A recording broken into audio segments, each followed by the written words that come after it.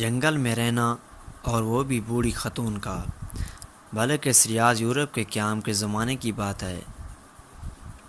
میں لندن میں اپنی سہیلی کے پاس ٹھہری ہوئی تھی۔ ایک روز مجھ سے کہنے لگی کہ آؤ تمہیں جنگل کی سیر کرواتی ہوں۔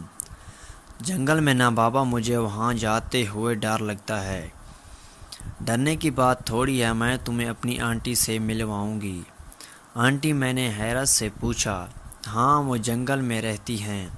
تو کیا وہ اکیلی جنگل میں رہتی ہیں؟ کچھ لوگ اور بھی ہیں، مگر وہاں بہت کم گھر ہیں۔ اچھا۔ میں بے دلی سے اس کے ساتھ اپنی سہیلی کی آنٹی گریس سے ملنے کے لیے چلی گئی تھی۔ 1 گھنٹے کی ڈرائیو پر جنگل آ گیا تھا۔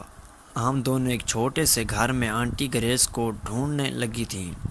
وہ باورچی خانے میں چائے کا اہتمام کر رہی تھی۔ شاید انہیں ہماری آمد کی اطلاع مل چکی تھی۔ جاری ہے، وہ خوشی خوشی باورچی خانے سے نکل کر ہم دونوں سے ملی۔ آنٹی گریس، یہ میری دوست پاکستان سے آئی ہیں۔ ویلکم مائی ڈارلنگ، انہوں نے میرا منہ چومتے ہوئے کہا۔ ہم دونوں اس وقت لانگ روم میں بیٹھی تھیں۔ آنٹی گریس چائے بنا کر لے آئی تھیں، ساتھ چاکلیٹ اور بسکٹ بھی تھے۔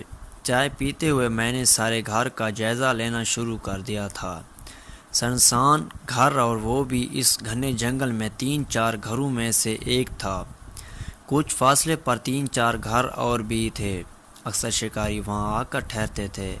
ان گھروں میں سوائے چوکیداروں کے اور کوئی نہیں رہتا تھا، مگر یہ بوڑھی عورت اتنی بہادر تھی کہ وہ اکیلی اس گھر میں رہ رہی تھی۔ سارے گھر میں سناٹا چھایا ہوا تھا۔ نہ گیا اور میں نے پوچھ ہی لیا تھا، آنٹی آپ اکیلی اس گھر میں رہتی ہیں، بچے نہیں ہیں کیا؟ بچے 2 ہیں۔ اچھا، تو کدھر ہیں؟ ان کی شادیاں ہو چکی ہیں، اپنے اپنے گھروں میں مصروف ہیں، کبھی کبھار آ جاتے ہیں۔ میں اس وقت بہت خوفزدہ ہو رہی تھی۔ ان سے پوچھ بیٹھی تھی، آنٹی آپ کو اکیلے گھر میں ڈر نہیں لگتا؟ میرا مطلب یہ ہے کہ شہر میں گھر ہوتا تو اکیلے رہنے میں کوئی قباحت نہیں تھی، مگر یوں اکیلے رہنا تو بہت ہی مشکل ہے۔ میں اکیلی تو نہیں رہتی ہوں، بہت سے لوگ میرے ساتھ رہتے ہیں۔ چائے پینے کے بعد وہ ہمیں برآمدے میں لے گئی تھی۔ کمرے سے ایک سیٹی اٹھا لائی تھی اور سیٹی کو بجانا شروع کر دیا تھا۔ ابھی چند ہی لمحے گزرے ہوں گے تو بہت سارے پرندے آ کر ان کے کندھوں پر بیٹھ گئے۔ رنگا رنگ کے خوبصورت پرندے تھے۔ وہ مسکرائے اور بتانے لگے، یہ میرے ساتھی ہیں، میرے ساتھ کھانا کھاتے ہیں، میں ان سے باتیں کرتی ہوں۔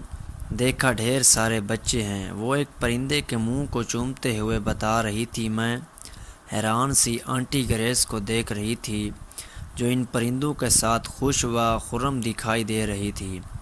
میری حیرانگی کو دیکھتے ہوئے وہ مجھ سے گویا ہوئی، نہ صرف پرندے میرے بچے ہیں، بلکہ 2 بلیاں اور 2 کتے بھی ہیں۔ میں پریشان ہو گئی تھی، پوچھ ہی نہ سکی تھی۔ اس گھنے جنگل میں اکیلے رہنا، اور وہ بھی بوڑھی خاتون کا، یہ بات میرے لیے بہت ہی حیران کن تھی۔ صرف پرندوں کو اپنی اولاد بنایا ہوا تھا۔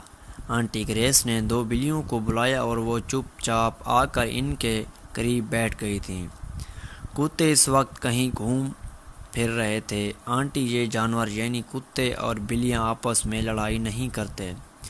میری بات کا جواب دیتے ہوئے بتانے لگی، پہلے پہل تو ان کی لڑائیاں ہوتی تھیں، مگر میں نے ان کی تربیت کرنے میں بڑی محنت صرف کی ہے۔